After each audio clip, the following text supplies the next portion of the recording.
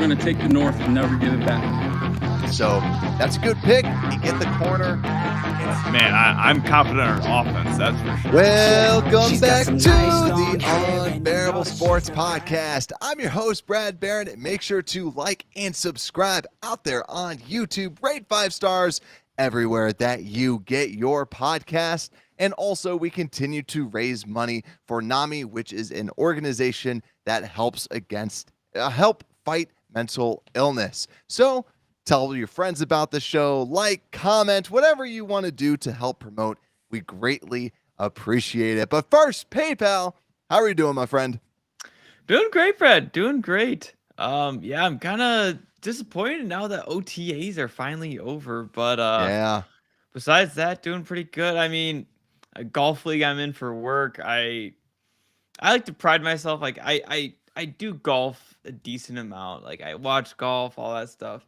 But I still, it's such a frustrating game, Brad. It is. It's so frustrating. I know we're gonna be probably playing it this weekend, but man, I shot the worst game in my entire life, and I am just like, all right, I gotta like hire a coach, or like, do I invest more money into this game that's getting me frustrated? Do I, halt it altogether, or like, do I just say like, screw it and just be like, all right, I'm not going to ever be good at golf, and just kind of take that. I think that's the game of golf, is just a good mixture of being angry and then also you hit a couple straight and you're like, see, this is what I was going to try and do. This is what I was all about. See, yeah, that's the potential. Yeah, it's like, all right, that's the potential. That's how good I can be. But that's where, yeah. So this weekend we have a bachelor party. So I got everything all kind of figured out. I'm the best man. So yeah, I've been working crazy. So we weren't able to simulate our teams going against each other. So for those that didn't see last episode, we did choose our teams in a fantasy style draft. So make sure to listen, make sure to watch. And so maybe next week, I think we can have the actual Madden live game, because I did make the teams and my team was slightly better, but I had to change some things around. So it'll be fun to get that going. But let's get this show on the road. We have to break down OTAs, the third final week, and then we'll kind of end it with just overall takeaways from OTAs, because now moving forward, we got training camp, and we will be breaking it down with our Countdown to Camp series that's going to be starting up next week. And every week we're going to be breaking down different position groups, so you want to stay tuned. It's some of our favorite things that we do. So let's get into some of the news that was going around. One of them was Danielle Hunter, right? So let's break down news first, then we can get into OTAs. Danielle Hunter is set to, it sounds like they're trying to listen to offers for Danielle Hunter. Danielle Hunter is not happy. He's only making $5 million in cash this year, although he does have a cap hit of about $18 million this year. And I saw too, if they trade him, they will save $5 million in cap space. But Danielle Hunter, he's 28 years old, and he will turn 29 during the season. 10.5 sacks last year, 6 the year before that in only 7 games, then 14.5 and 14.5 sacks. What are we thinking? Do we want Danielle Hunter? What do you say, PayPal? Brad, you said 6. I was like, oh gosh, he had an off year, but then you're like, oh, in 7 games. 7 games. Oh, okay. That's more than, like I feel Travis Gibson and DeMarcus Robinson like combined, So I think at this point, I mean, him, Yannick Ngakoue, I think I'm still kind of Yannick Ngakoue just because he is younger, or maybe like a year or so, and then he has that kind of higher upside. But Danielle Hunter, like, he's so productive. Like, seeing him on the Vikings every single year, twice a year, it's like he is an absolute monster. Like, I don't know if he really is like huge, but he's 6'5", he's a giant. So, you see him and you're like, wow, that guy's massive. No wonder he's getting such good production. And he's great in the run and pass game, and I think that just fits our defense really well. Is he is more versatile, honestly, than a Yannick Ngakoue. I think when you're talking about all the defensive ends that are available, he's the most well-rounded, right? He has Yeah. the obvious pass rush upside, but he's definitely the most well-rounded where he can play both, and he's not as risky as a Chase Young. The big question with any of these is the amount that you have to trade and then sign for, right? So you have kind of that double negative. Whenever you trade for someone, there's the two negatives. Do I think Poles will do something? No, I think ultimately Poles doesn't see this as like, okay, you're going to be a free agent next year, right? So because of that, they'll just let you walk and then I'll be able to sign you then for whatever deal that you wanted. So I think overall, I could see the Bears calling to be like, hey, can we give you some chump change? But I think overall, I would like it to happen, but it's not going to happen, right? I would want it to happen in the most bear friendly of terms possible. Yeah, they could use him honestly as a kind of negotiation tactic of, if they do want Danielle Hunter, be like, hey, yeah, we're interested in Yannick, we might sign him, or the other way around, we might sign Danielle Hunter and then, get a lower price from either or. So And Ron I kind of like it. Yeah, Ron in the comments saying Gibson built himself up. He's been hitting the gym.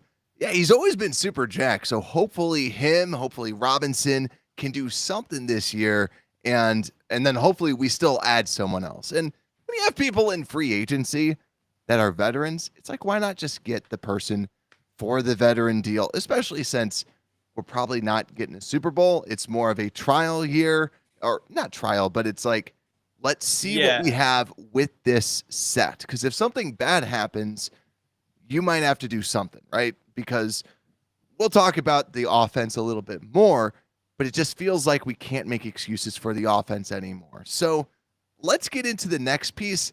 This one I thought was a little, actually not that interesting, but it made headlines. The Kevin Warren talking to Naperville about moving the stadium to Naperville. PayPal, I'll just take this one. I think that this is it's a negotiation tactic. They're not going to be going to Naperville. If they are, wow.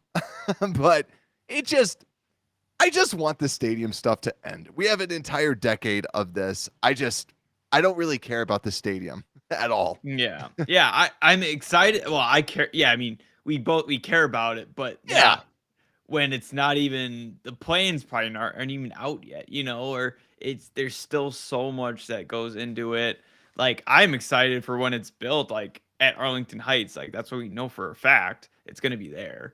It's not going to be. I'm excited. Yeah, I'm excited for kind of that Disney World. That's kind of what they're trying to plan with it. So I'm excited, but 10 years from now. Yeah, exactly. 10 years from now, then it will happen.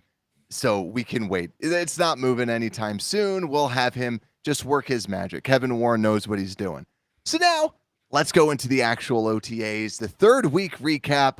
So some big news, I guess, from all of this is Jalen Johnson returned this week, Nate Davis returned this week, and also Eddie Jackson returned this week as well, but he was limited and came back from his injury. Now, something that was really cool from just the Eddie Jackson perspective was Eberflus was asked about Eddie Jackson because it was a injury concern as the reason why he was missing out.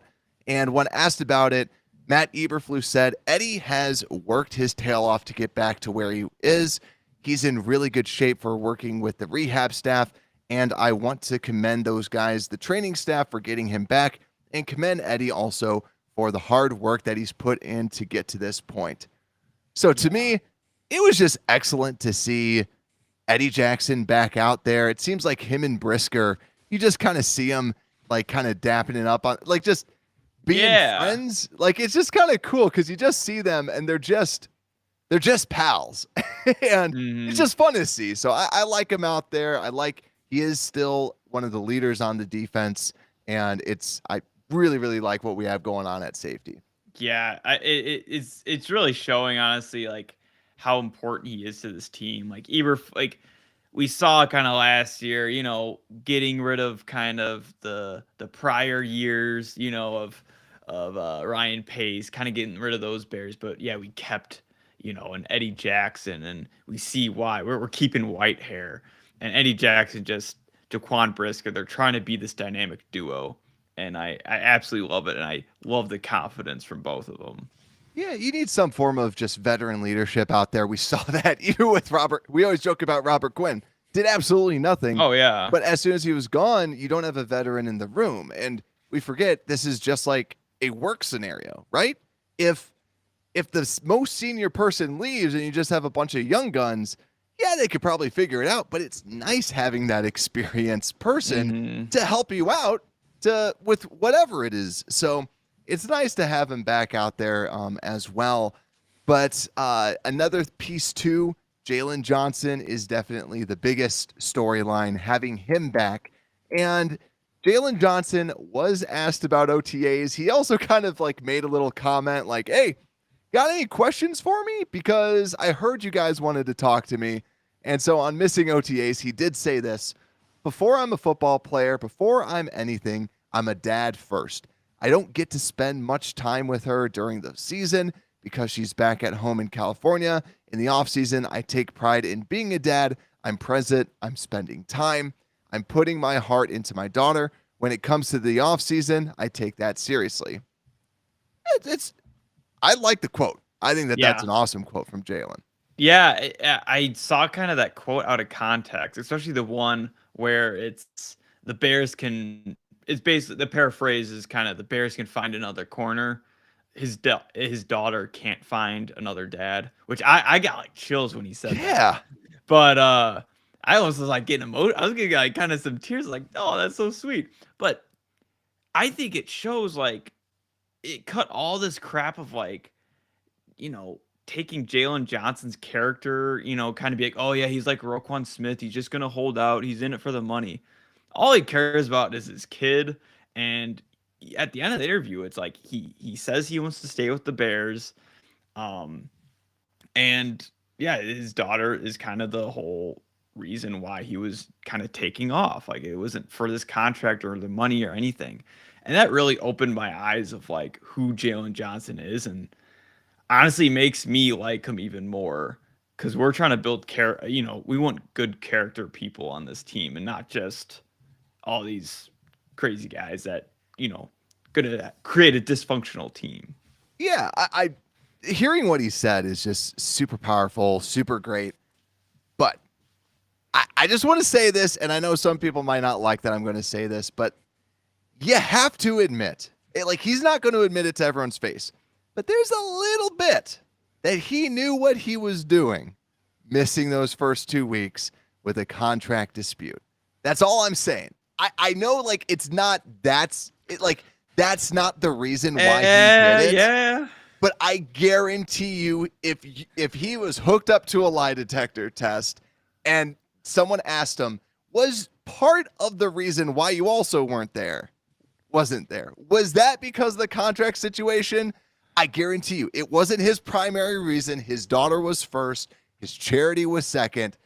But it's one of those things where, like, it's like if you break up with something and something bad happens, like a little like bad thing happens where you just go, I feel bad for her, but oh, that feels good. Like, they dated the wrong person. You're like, oh, I feel bad for you, but I like when we disagree, Brad, because I think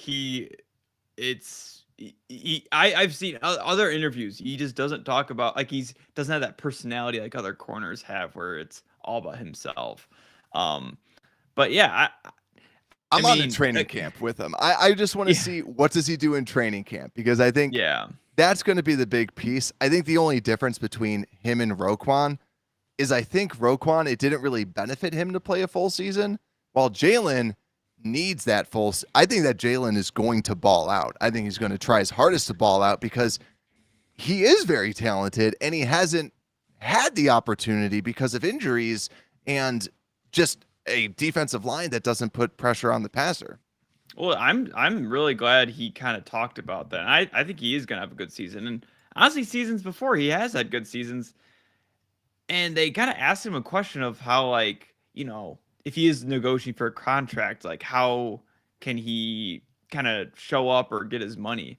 and he kind of talked about how he didn't say it exactly like this, but he was talking about how he gets limited interceptions, and it's because his job is to lock down the number one.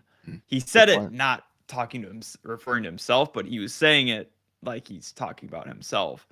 And I think that is such a true statement. Like we saw him, he locked down or do the best he could with Justin Jefferson, Devontae Adams, all these number one guys. But, everyone's like, oh, he doesn't have these interceptions like these big name corners, but also he does his job and he fits well in the system. Yeah, I hope he does great. I do like him. Also, he was draining shots at the United Center. If you saw that clip, like he was just like I think the caption was there's a reason why he's called because it's like NBA Jack or like something like that. He's got NBA in his Twitter handle, and that's the reason why. Like the dude was, I guess, money and making some shots. So, but let's keep on moving, right? So let's go into just some more of the headlines out there. So one of the headline or some of the stuff from OTAs that I thought was interesting this week was there's a lot of headlines about Tyrique Stevenson. Speaking of the cornerback position, he wasn't on some favorable routes. Now, to be fair, people were saying, I believe it was Zach Pearson reported that he actually thought that Velus Jones looked pretty good. And this is the second time I think Josh Chirac also reported that he liked what he saw with Velus and saying just it didn't look like he sucked, right? It's not like he's going to go off for 500 yards. It just doesn't look like he sucks. But Stevenson did get burned by Tyler Scott and Velus Jones. Just something to at least bring up. Doesn't mean he's going to suck. Doesn't mean anything's bad. But he's still a rookie. Yeah, maybe speed is kind of the thing he's learning. I mean, after those two guys are kind of beating him, maybe speed is his weakness or the things he has to work on. So, honestly, good thing he's learning it now. At least he's getting burned now. I know kind of with Stevenson, people kind of praise him that he seems a lot older than he is. Like he has that experience. He's making plays that normally, younger guys like he is like they don't see the field like he's been seeing the field. So he is a younger guy, so he's gonna have those mistakes, but we've been hearing all about the positives of him lately. Yeah, and this also brings up too, because I think about the competitions, and I think that he's kind of, I don't want to say that there's not a competition at the second cornerback spot, like the second outside corner spot, but what I think they're trying to do is, I think this is just my take on it, right? I think that they're trying to throw him into the fire because they see his talent. They see how good he is, because there was a report out there that he's just been getting bulk of the starting snaps. Now, the coaching staff has also said, don't look too far into who is actually getting snaps because they just might want to see what they have. So I think with this, they want to say with the corner, how do you compare to some of this NFL competition? How does Tyrique do that? And I think ultimately, this is just my take on it, is I think that it's going to be Tyrique Stevenson's job to lose, right? Let's put you in the situation like we did Braxton Jones. Braxton Jones was left tackle every day, and he deserved it, and he earned it. I think they're going to try maybe do something similar. They know what they have with Vildor, but Jalen Jones might be saying, listen, I was starting as a rookie, undrafted, and I wasn't great, but I got something to prove. Yeah, I think it's be, Gordon 2.0 of like, I think it won't be as bumpy of a road, honestly, as Gordon, but we're going to, just see kind of the ups and downs of his season, this upcoming year. So, and also I just learned something new. Tiff, a big fan of the show who's been with us for a long time. I actually never knew this about him, that he is a Bears fan because of being an Ohio State fan. Never knew that, but I'm glad that you are a Bears fan. You get to ride the ups and downs, and at least you're an Ohio State fan where there's at least some good winning there. But I can't believe he's fallen to Wisconsin boys, we're going to be in Madison this weekend. So, But yeah, so also another little thing, Santos, we haven't talked much about him. People are saying he looks good. There is a quote unquote kicking competition, but I think it's good to just kind of put him under the hot seat. Do you have anything from your side? I have a couple more things from the third week. Yeah, I kind of liked Cole Kmet. I always like when he steps up to the mic. I mean, he kind of further spoke on like his grit, his relationship with Robert Tanyan, Bobby, whatever name you would say. uh it's kind of exactly what I was hoping for when he brought in Robert Tanyan, is like kind of bring a guy that can help him teach this offense. And he's been saying that he's feeling more confident with the offense. And then also, yeah, kind of have a buddy for him to increase his, I don't want to say confidence again, but his confidence, because last year he seemed to struggle. Then as he was catching balls, getting touchdowns, his confidence rose. And that's when he started playing better. But, Cole Kmet also kind of talked about how Darnell Wright just looks super athletic. He did like a somersault off his feet. He's just working on the pass and run game. I'm really confident he's actually doing better. And two, a little thing I really like that he touched on this was how much it meant to him. His two favorite things he's happened as a Bear was to hit balls at Wrigley, and he saw President McCaskey like out in the outfield catching the balls, and Yeah, then Kevin Warren showed up to his graduation, which I that's was like, cool. that is so cool. And That's like really cool. he shared how like the whole team like must have been talking about it, because he's like, yeah, we all felt that of like, wow, that was cool. And For like, yeah, it's like any job. I know we talk about like football is a job, and it's like if you're playing for someone that's willing to put that, that time and effort into like their assets, like that's yeah. awesome. That's a story for everybody, right? Everybody in your normal day jobs. Those little things count. Those little things matter. And Yeah. it just seems like Kevin Warren. I love him talking. He is a CEO. He's a CEO. When you hear him talk, he just seems like he's just gets stuff done. I absolutely adore him. Also, you Hmm. mentioned Darnell Wright, the offensive line coach, Chris Morgan, talked a lot about Darnell Wright. I forgot what article I was reading about it, but yeah, everybody was drilling him with questions on Darnell Wright, and he said he's starting to get it. He's starting to he just talked more about how he's learning how to just understand where to be and understanding the game, like essentially some game plans, the plays that just going through like the film and all the stuff like that. So Hmm. he's becoming a professional, which is nice to see. And I can't wait till he actually has the pads on, because that will be very, very nice. Yeah. One thing too, though, we've talked a lot about the good. We got to be realistic. We got to talk realistic here. It wasn't a great week of practice for the passing game, at least. Some people refer to it as uneven performance, and a lot of it was due to the wind. And they were also throwing into the wind, into the nets. It just wasn't a great day from Justin Fields overall. And that's what you get. But it's almost like the opposite of what we had last year, where Justin Fields would have one good week and then he'd have two bad weeks. And so I am more than fine having the two good weeks and one bad week. So yeah, Yeah. not a great performance this week, but it's nothing to be worried about. This is just how life is. You want more, you want to stack more good weeks than bad weeks. So Yeah, and I really liked like Justin Fields' progressions. Still, like Lugetzi was just talking about how he's been really emphasizing the command and communication for Justin Fields. And for me, I kind of summarize that as like maturation. Like he's really commanding the huddle. He's really comfortable in the offense now, where he's able to tell people where to go, tell people, what they did wrong. Like he's really knowing the playbook and how to run the offense. And Brett, something funny out of, on the line with Lugetzi. I don't know if you noticed. I mean, he does not smile. At least like he yeah, rarely does in his interviews, or like you rarely get emotions out of him. The one time I saw him get emotion, like kind of like happy, he kind of had a little smirk when he was talking about Tyler Scott.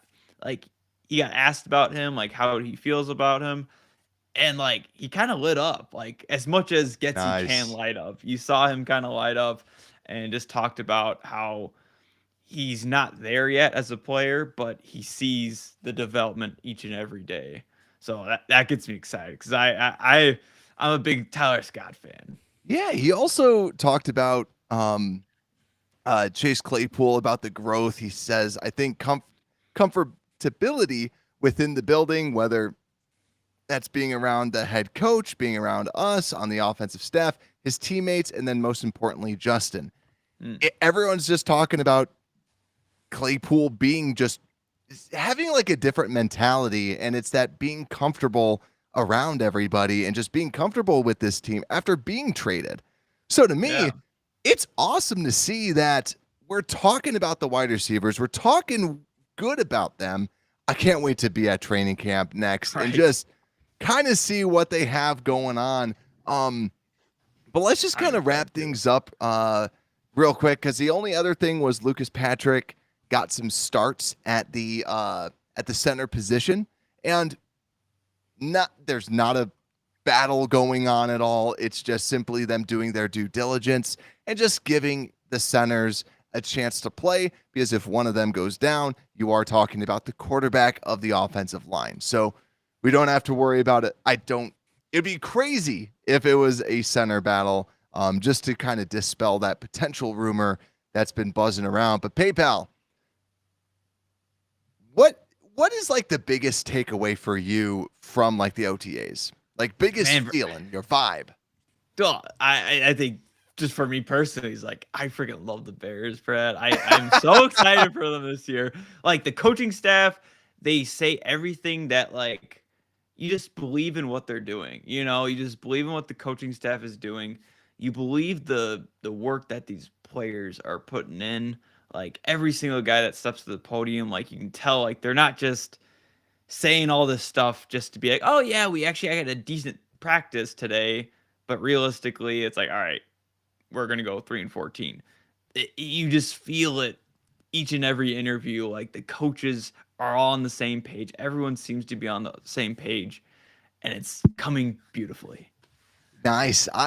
The thing that I'm going to bring up is my biggest takeaway is the Justin Fields DJ Moore connection, because everybody's raving about that. Jaquan Brisker, first off, his interview was great. Everyone should go see it. That's awesome. Just the way that he is. He's like, yeah, I hated last year. They asked him what he thought, and he's like, we lost a lot. That sucked. And I felt and then he starts raving about DJ Moore. They're saying how DJ Moore, Justin Fields are like best friends.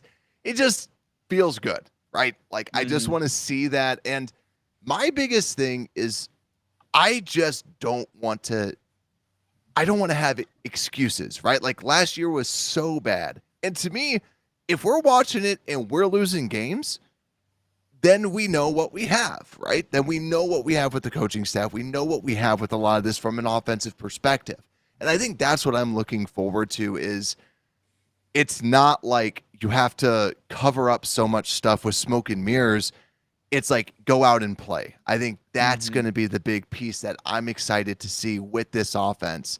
One other thing, just because I want to squeak this in before we wrap things up, is I do want to just bring up that I think it was Herb Lawrence.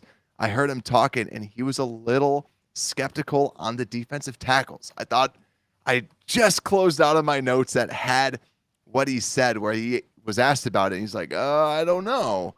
And he was like seeing it. So I can't wait for training camp. And we're going to be breaking down training camp all here, all the position groups. Did we get better? Did we get worse? And we have a lot of fun stuff planned for you to get you through this offseason. So make sure to like, make sure to subscribe. And with that, Unbearable Sports Podcast, we are out.